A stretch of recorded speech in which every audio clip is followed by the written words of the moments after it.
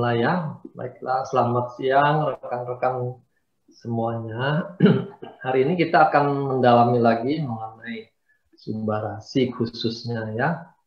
Tapi ini sekarang lebih pada bagaimana cara kerjanya. Supaya kita nggak bolak-balik bertanya, pilih sumbarasi atau eksekusi gitu. Saya bingung juga, sudah setahun lebih masih pertanyaannya sama. Jadi kita mulai dengan SOP. Ini ada di SOP 100 maupun sumbarasi. Ya. Jadi jangan juga orang makan SOP 100 dan sumbarasi. Gitu. Aneh nanti kedengarannya. Pilih salah satu aja. SOP ini diambil dari kantung telur, ya, selaput dari telur ikannya. Jadi bukan telurnya, bukan dagingnya. Ini kantongnya. Ikannya khusus Oncorhynchus keta salmon, dan kalau di paper itu mereka sebutkan sebagai SOM, Salmon Ovary Outer Membrane gitu ya.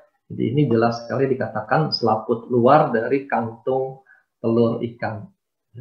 Nah, yang diambil itu adalah ekstraknya. Jadi ini merupakan hasil teknologi tinggi. Bukan sekedar kantongnya dikumpulin di blender lalu jadi bubuk salmon, bukan begitu. Ini teknologi tinggi, hanya diambil peptidanya. Peptida itu ikatan dari asam amino tertentu, ya. Jadi tidak semua asam amino yang diambil gitu. Nah, ini juga penting karena peptida ini yang menjadi tulang punggung kekuatan dari SOP ini. Dia akan berperan tuh sebagai messenger, pembawa pesan. Ya. Nah, jadi sekali lagi kita tidak perlu adu lengkap asam amino di dalam SOP lebih lengkap gitu, tidak perlu, karena bukan itu kekuatan kita. Kalau hanya kelengkapan asam amino, kita makan telur itu, telur ayam itu sudah lebih murah gitu ya.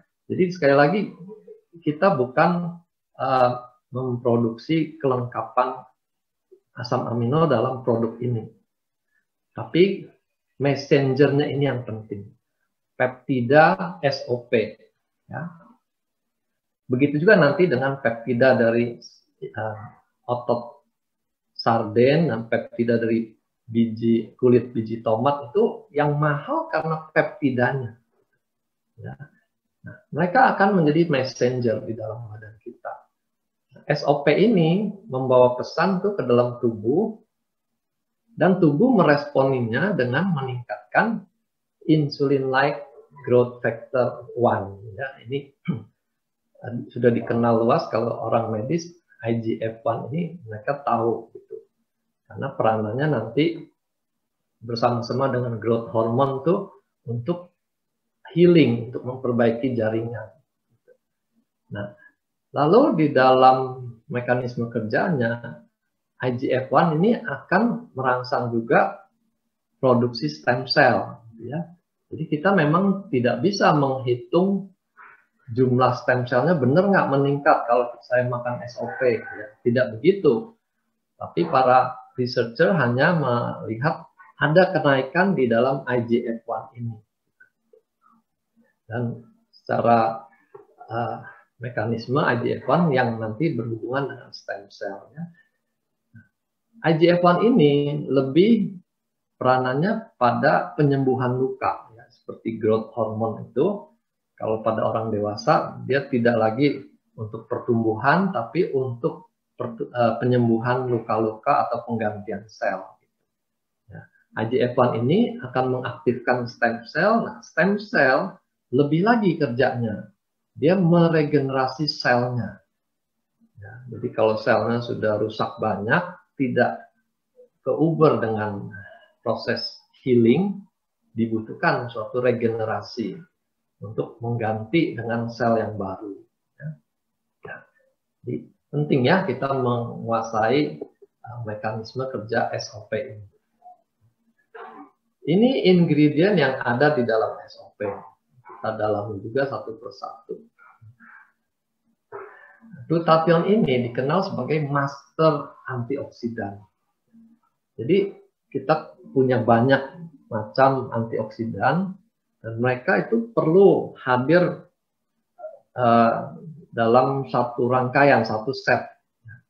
Jadi tidak cukup hanya makan vitamin C dosis tinggi, itu baru satu macam antioksidan. Dia perlu kehadiran antioksidan lain supaya kerjanya tuh sinergi. Gitu, ya. Dan glutathione dikenal sebagai masternya. Dia mendukung kerja semua antioksidan.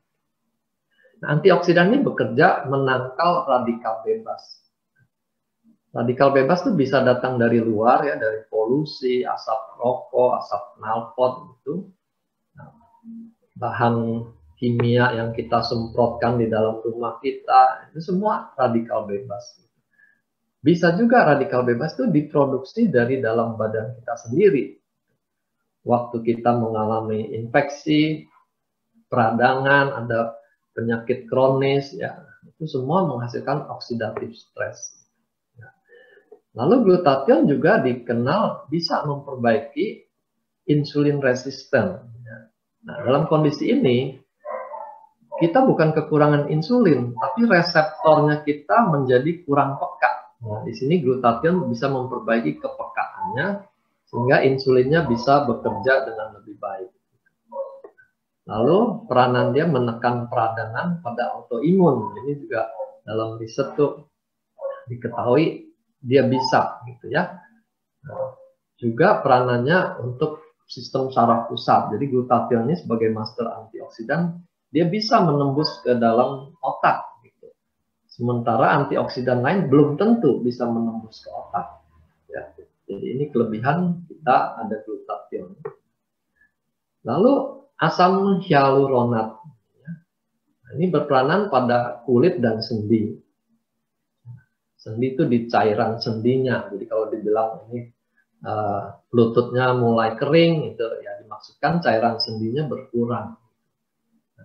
Jadi dengan keberadaan hyaluronic acid ini, dia akan menarik air di jaringan tersebut sehingga tercukupi kelembapannya, ya, entah di kulit ataupun di sendi tadi. Kalau kulit bisa terisi kelembapannya, maka kita akan lihat kulitnya lebih padat, lebih kencang, ya, tidak kering, tidak keriput. Nah, asam amino ini merupakan building block, ya, protein building block itu untuk memperbaiki sel-sel yang rusak. Gitu. Jadi sekali lagi keberadaan amino acid di dalam SOP ini bukan sekedar bahan nutrisi. Gitu. Ya, kalau bahan nutrisi kita bisa ambil dari bahan lain, ya, tapi lebih pada peptidanya tadi. Ini sudah dijelaskan ya. Lalu ada kandungan asam nukleik, asam nukleat ya. Nah, ini dikatakan merupakan bahan yang paling penting bagi tubuh kita karena dia akan digunakan untuk menyusun DNA kita, bahan baku untuk menyusun DNA. Dan DNA kita tahu merupakan dasar dari encoding ya, pengkodean di dalam sel kita untuk membentuk macam-macam zat. Ini contohnya RNA dan DNA dalam tubuh kita. Masing-masing tuh punya asam amino yang berbeda, gitu ya. Jadi kita memberikan bahan baku untuk kecukupan produksi DNA ini. Lalu kondroitin ini bagian penting sekali dari tulang rawan. Kita tahu tulang kita ujungnya itu di persendian itu biasanya merupakan tulang rawan. Jadi bantalan yang diregenerasi terus. Kalau dia mulai keroposan, nggak mulus, sendi kita mulai bermasalah. Jadi ini juga memberi efek elastisitas dari sendi kita. Kalau ini kurang, dia akan berpengaruh pada struktur lainnya, kolagen. Jadi ini suatu kerjasama yang perlu ada dalam persendian kita. Nah, elastin juga begitu. Elastin, kolagen Kondroitin itu bagian dari sel-sel sisi luarnya. Jadi antar sel itu ada jaringan yang namanya matriks ekstraseluler. Jadi ini pengisinya. Dan elastin ini memberi sifat elastis, kenyal. Jadi kulit bayi itu kalau kita cubit tuh dengan cepat dia akan kembali lagi. Berbeda sama kulit orang lansia. Gitu. Dicubit nggak balik lagi. Ya, ini karena keberadaan elastin ini. Jadi semua bahan-bahan ini penting untuk menjaga kemudahan dari jaringan kulit dan persendian. Ya. Kolagen juga protein yang paling banyak kita butuhkan. Ya. Ini keberadaannya ada di kulit, otot, tendon, pembuluh darah, hampir semua tubuh kita tuh mengandung kolagen juga. Dan dia juga berperanan nanti dalam proses pembekuan darah. Ya, supaya terjadi gumpalan darah menyumbat luka robekan. Oke. Nah, SOP 100 ini kita punya hak patennya. Ini nomor patennya dan kita berpegang hanya pada hasil paten ini. Gitu. Ya. Paten yang pertama ini untuk regenerasi sel, yang kedua untuk perbaikan aliran darah, dan yang ketiga untuk anti-aging, khususnya kelihatan di kulit. Keriputnya itu lebih berkurang. Ya. Ini yang kita bisa pastikan ada buktinya. Ya. Hal-hal lain, misalnya keberhasilannya memperbaiki fungsi ginjal, itu tidak tercakup dalam paten ini, tapi merupakan hasil tambahan karena adanya kerja 3 mekanisme ini. Gitu. Ya, nanti saya jelaskan lagi. Nah, kita ambil 10 testimoni yang paling sering saja untuk dibahas hari ini ya. Sendi tadi kita sudah singgung bagaimana bisa dia memperbaiki sendi. Karena ada regenerasi, ditambah lagi bahan-bahan yang diperlukan oleh sendi. Ya, kolagen, elastin itu. Nah, diabetes juga begitu. Dia bisa membaik, pankreasnya bisa menghasilkan lebih banyak insulin, karena terjadi regenerasi di pankreasnya. Gitu. Ya, ini merupakan suatu terobosan. Karena kalau obat-obat yang digunakan untuk mengatasi diabetes, itu tidak memulihkan pankreasnya. Dia memang menurunkan gulanya, tapi pankreasnya tidak diperbaiki. Butuh kemampuan regenerasi untuk memperbaiki pankreas. Ya. Begitu juga organ-organ lain itu, semuanya tidak lepas dari peranan regenerasi dan perbaikan aliran darah. Ya. Itu kunci utamanya. Kita coba dalami lagi per penyakitnya. Ya. Oke. Nah, subarasi itu adalah khasiat SOP ditambah lagi 2 peptida yang baru. Ya. SOP-nya sendiri ditingkatkan menjadi 150 mg, ditambah peptida dari otot ikan sarden. Ya. Jadi ini sekali lagi ini peptida. Diambilnya dari ototnya saja gitu. Jadi jaringan yang lain tidak. Gitu, ya. Dan hasilnya dia mempunyai efek antihipertensi. Sebaliknya yang satu lagi tambahannya peptida dari kulit biji tomat. Ini sudah dikenal dengan merek dagang Fruit Flow. Nah, dia punya efek anti-agregasi trombosit. Jadi subarasi merupakan kombinasi dari efek SOP yang tadi kita sudah dengar, ditambah efek antihipertensi dan anti-agregasi trombosit.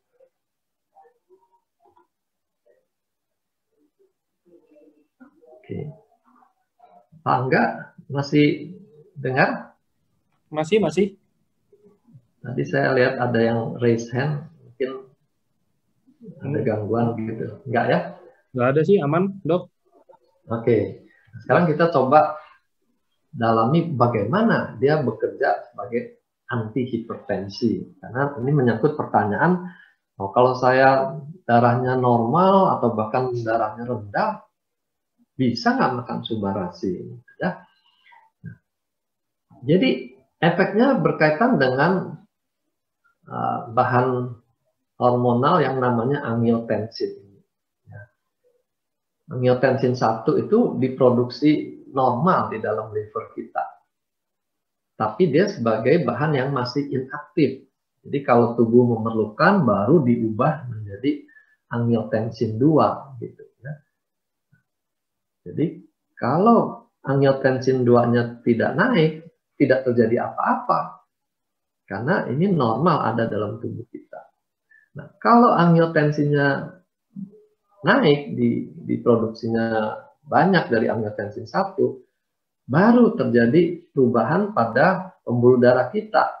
Ya, pembuluh darah itu akan mengalami konstriksi, dia mengerucut gitu, menyempit. Karena di dalam pembuluh darah itu ada ototnya, jadi ototnya akan berkontraksi dan pembuluh darahnya mengecil diameternya. Nah, kalau terjadi itu, kita sebut tahanan perifer itu meningkat. Itu sama seperti selang tuh yang diameternya lebih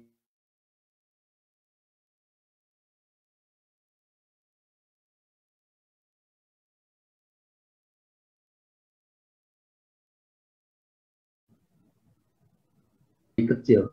Itu selang lebih besar yang dikenal sebagai angiotensin converting enzyme, ACE. Ya. Nah, kerjanya Subarashi adalah menghambat enzim ini. Jadi kalau enzim ini dihambat, angiotensin 2 tidak terbentuk. Kalau dia tidak terbentuk, tidak terjadi hipertensi. Ya. Nah, disinilah kita mengenal kata anti-hipertensi. Ini berbeda dengan istilah hypotensive agent. Kalau hypotensive agent itu dia dengan sengaja menurunkan tensi. Ya. Jadi orang yang normal kalau makan hypotensive agent, turun tensinya. Nah, itu tidak boleh pada sembarang orang. Tapi kalau dia anti-hipertensi, dia hanya mencegah angiotensin 2-nya ini meningkat banyak. Nah, itu kerjanya. Berikutnya anti-agregasi trombosit.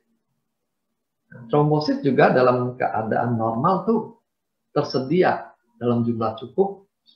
Standby kalau ada suatu perlukaan, dia akan diubah menjadi trombosit yang aktif.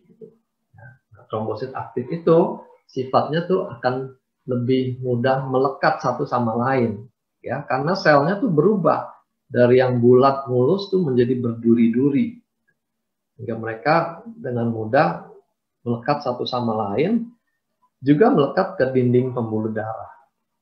Ya. Nah, melekat ke dinding pembuluh darah ini merupakan bagian dari proses terjadinya trombosis di pembuluh darah dan akhirnya bisa menyumbat pembuluh darah itu.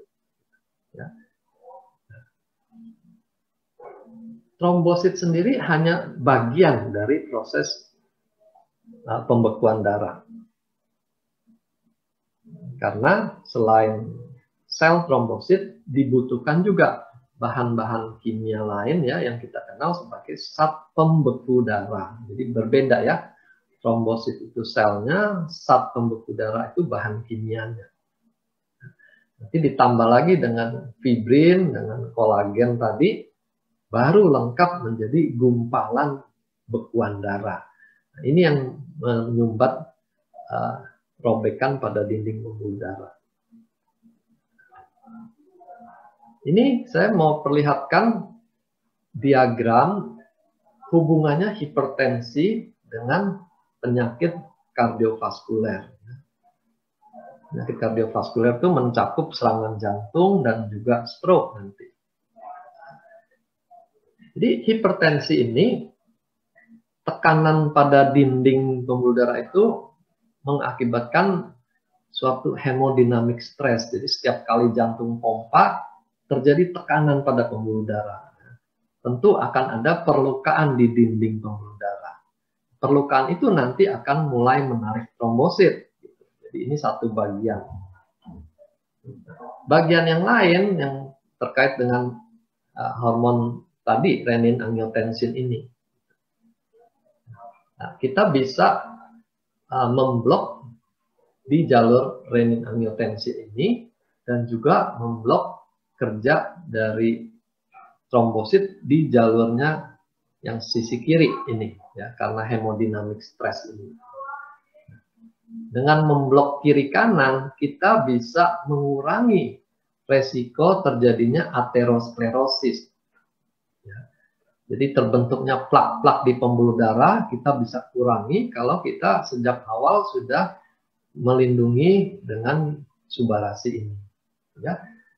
Jadi otomatis kalau aterosklerosis bisa dicegah, maka kardiovaskular ini juga akan bisa dicegah. Saya ceritakan teman saya, dia 5 tahun lalu tuh check up, kalsium skornya masih rendah. Kemarin, berarti 5 tahun ini, dia mau ikut asuransinya minta cek treadmill gitu. Ya. Ternyata di treadmill testnya itu positif. Hasilnya ada ischemic response, sehingga diharuskan periksa dengan MSCT meneliti keadaan pembuluh darah di jantungnya. Singkat cerita, hasilnya dia ditolak oleh asuransi dan diharuskan periksa lebih detail lagi, melihat gambaran dari pembuluh darah jantungnya. Nah, hasil akhirnya ternyata pembuluhnya itu sudah mampat sampai 80-90% di dalam 5 tahun. Ya. Nah, dokternya lihat gambar pertama memperkirakan ini cukup pasang 1 ring. Tapi setelah dilakukan kateterisasi, ternyata yang tersumbat bukan hanya 1 pembuluh darahnya. Ada banyak tempat sehingga akhirnya masuk 6 ring. Gitu. Ya, padahal pasiennya tidak mengalami serangan, jadi ketahuannya kebetulan karena dia mau masuk asuransi. Ya. Nah, di sini kita lihat betapa buruknya kondisi hipertensi kalau disertai dengan kolesterol tinggi, gitu ya. Apalagi kalau ada gula darah juga tinggi, itu dengan cepat dia akan menyumbat pembuluh darah. Ya. Nah, seperti ini mekanismenya. Ini gambar bulat ini LDL kolesterol. Jadi dari kolesterol tuh yang berperan buruk pada penyumbatan tuh LDL-nya. Perhatikan ya, waktu cek lab LDL-nya berapa.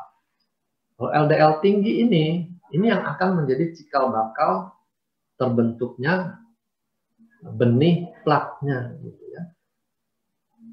Nah, ditambah peradangan. Peradangan tadi bisa dari tekanan hipertensi, bisa dari rokok, dari kencing manis, itu mempercepat proses terbentuknya plak ini. Ya. Ini seperti ini gambarannya. 10 tahun, 30 tahun, 40 tahun tuh dengan cepat tuh bisa tersumbat. Anak sekarang kalau dia balita ya sudah overweight, hati-hati. Karena proses pembentukan plak juga mungkin sudah mulai terjadi. Ini sisanya ini yang dikatakan berapa persen.